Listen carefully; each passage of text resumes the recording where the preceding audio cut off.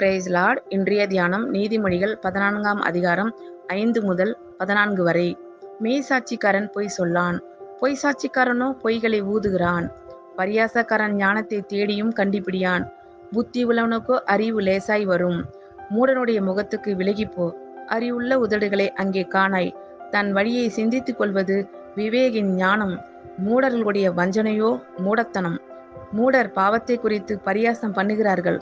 நீதிமான்களுக்குள்ளே தயை உண்டு. இருதயத்தின் கசப்பு இருதயத்திற்கே தெரியும். அதன் மகிழ்ச்சிக்கு அந்நியன் உடந்தையாகான்.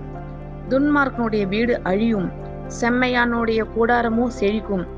மனுஷனுக்கு செம்மையாய் தோன்றுகிற வழி உண்டு, அதன் முடிவோ மரண வழிகள். நகைப்பிலும் மனதுக்கு துக்கம் உண்டு, அந்த மகிழ்ச்சியின் முடிவு சஞ்சலம். பின்வாங்கும் இருதயம் உள்ளவன் தன் வழிகளிலேயும், நல்ல மனுஷனோ தன்னிலே தானும் திருப்தி அடைவான். ஆமேன். கர்த்தர் உங்கள் அனைவரையும் ஆசீர்வதிப்பாராக. God bless you all.